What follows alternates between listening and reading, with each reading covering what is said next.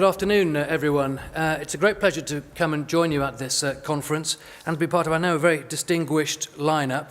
Yes, my portfolio in the department is full of entirely uncontroversial areas such as vehicle emissions in Volkswagen, the regulation of the taxi industry and what that means for black cabs, and we've got a buses bill coming up as well in the not too distant future. So it's a very smooth area. Now, I understand you've covered a huge amount of ground today in this conference, and I think what I understand has happened is that this discussion has shown that transport does need to be at the heart of planning. I entirely agree with Stephen's points about how transport can solve social problems as a key ingredient in tackling the economic divides within our country. I agree also with the points about devolution. It's quite an exciting time. Things are changing in devolution, and I think we are at the start of what will be a significant redistribution of powers and budgetary raising over many, many years within our country. We've seen it in all branches of our public services, either through foundation trusts in health or academies in schools or police and crime commissioners in law and order. We also now, only a few weeks ago, had onto the statute book the arrival of the Devolution bill, which puts the subnational transport bodies on a statutory basis. So it's a really interesting time. What I'll do today is, hopefully, in your final speech, give you a bit of a government perspective and what we are doing to deliver transport, to deliver better transport in an uncertain world. And it is an uncertain world. There's no question about that. I'm sure if you'd asked, however, any group of adults at any point over the last 50 years, they'd have all probably said the same thing, that life is indeed becoming less predictable, it is becoming less secure. But what does that mean for us as a new generation? Would we answer the same way? Well, I think we probably would. And we have faced some exceptional challenges in the last few years, whether it was the global financial crash in 2008 or the rise of global terrorism. Both have changed the way that we look at the world. Paradoxically, we're seeing things evolving which actually give us a bit more control, such as the rise of the digital world, social media, and smartphones helping us control our own lives. But they also have the potential to change society in ways that we cannot see. Even the government of which I'm a member was effectively born a little bit out of a bit of uncertainty. When we came to office in 2010, it was that period of economic upheaval. It was a period where we're having the first coalition in the post-war period. We didn't know quite what that would mean in terms of day-to-day management of government. But despite all these challenges and uncertainties, I think actually we are living through an incredibly exciting time. So when some people describe things as uncertain, I think we should perhaps take a more positive view and describe the word as opportunity. And I think that's especially true for those of us working in transport. For example, the opportunity to embrace a whole new generation of technological change and innovation. It's an opportunity to make transport a real force for good. And it's also an opportunity for us to mould our own future. In fact, we were able to achieve great things under the coalition. We have certainly managed to make some progress, in fact some progress of some scale in the economy, and we have also built a consensus for infrastructure investment.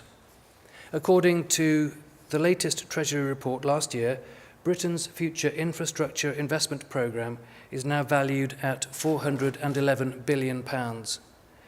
And by some margin, transport is the biggest part of that programme.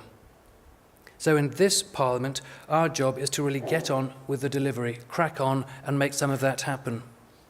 Now we recognise that the stop-start funding of the past has created uncertainty within the industry.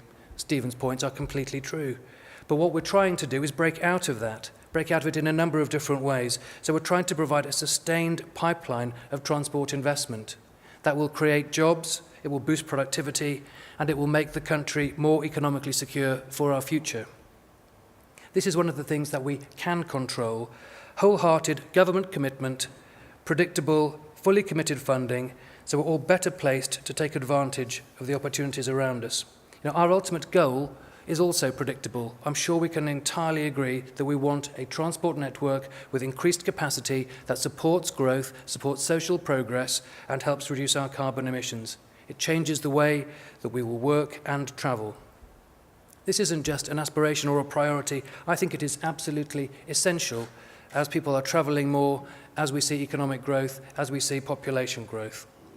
Now, today, I think we're at the start of a construction and modernisation programme which will make Britain one of the leading transport investors in the Western world. This is fantastic and long overdue. We'll be starting to build HS2 next year, for example. Elsewhere on our railway, we have Crossrail, Thameslink, Northern Hub, new intercity trains, and a major electrification programme. In the spending review at the end of last year, we've managed to raise funding for transport by 50%. You've heard from Jim O'Sullivan and Highways England. Well, that's part of my area of responsibility. We're rolling out a £15 billion road investment strategy up to 2020. It's the biggest road investment programme since the 1970s. 127 schemes across our country, and we're already making significant progress with that plan.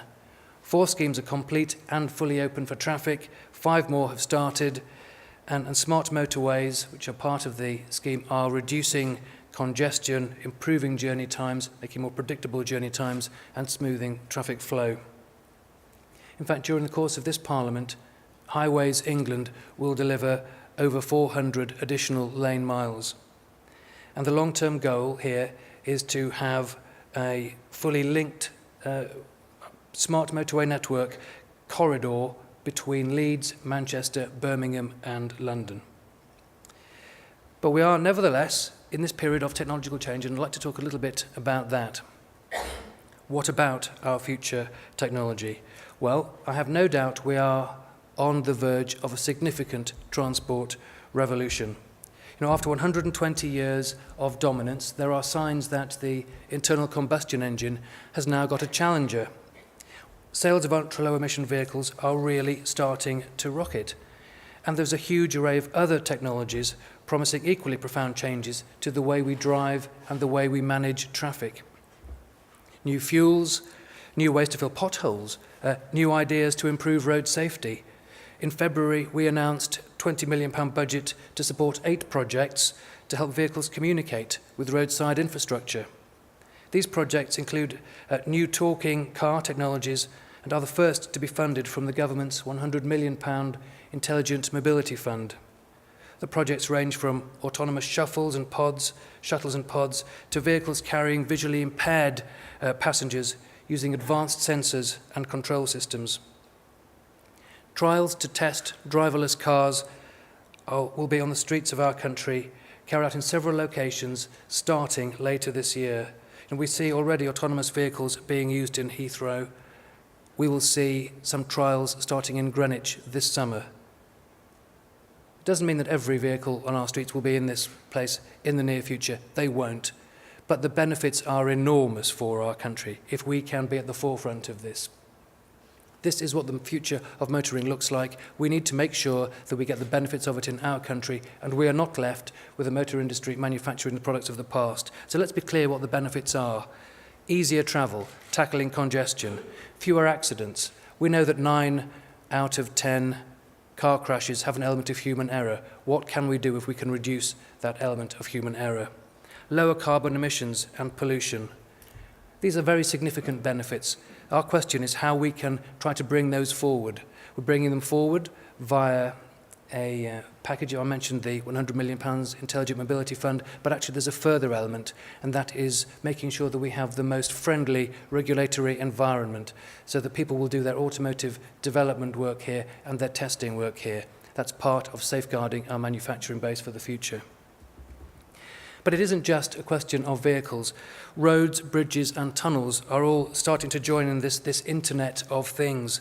Indeed, wireless connection between vehicles and the wider environment is already helping warn drivers about hazards, weather, traffic patterns. Strings of sensors monitor traffic by communicating with mobile phones in moving vehicles. And this information is sent to a traffic control system which automatically adjusts traffic flow. One of the most interesting areas of development is that cars will be able to talk to each other, can talk to each other. We already have this technology. The systems that we use today to bring music, entertainment, and GPS information into our vehicles will help us build a smart vehicle network. If a car ahead hits congestion, it will be able to immediately alert other cars on the same route so they can perhaps divert. Connected systems could reserve your parking space at your destination before you even set off. No more driving around town trying to find a parking space. Technology will also change local highway maintenance, helping highways authorities to reduce costs. A simple example could be collision sensors preventing bumps and scrapes while drivers are parking their vehicles, or autonomous braking. And this year at Leeds University, in partnership with Leeds City Council, started a project to create self-repairing cities. It's a fantastic idea. The idea is to use small robots to identify problems with utility pipes, street lights and roads, and then fix them with minimal disruption to the public. So new systems are being used to monitor the condition of roads and other infrastructure, all about improving maintenance and reducing their whole life costs. Now, of course, we can't say with technology exactly when it will arrive. There's no certainty within this. But we do know that some systems will be more successful than others, and the marketplace will decide. And new systems that we're not even aware about will come onto the marketplace and revolutionize things. 5 years ago, I didn't know Uber existed, but it's changed that entire sector of transport. We don't know how we will navigate the path from fossil-fueled driven cars to carbonless, driver-free or autonomous vehicles, but we know what the direction of travel is. We just simply have to recognize there are opportunities along the way. We could be looking at many years of development, but the future is clear, just the path to get to it is not. But that journey is an exciting journey, and that journey has started. We're already working closely with Highways England, the Office of Rail and Road, and the new Watchdog Transport Focus to define the process for our next road investment strategy. That's the one starting in 2020. It won't just make use of innovative technologies, it will also be funded in a different way. This is again part of trying to provide certainty in an uncertain financial world historically. Now, as the Chancellor announced last year, we're launching this National Roads Fund, effectively using vehicle excise duty to pay for the upkeep and investment in our strategic road network. Every penny raised through VED, our Hypothecated Roads Fund, will go into improving our network.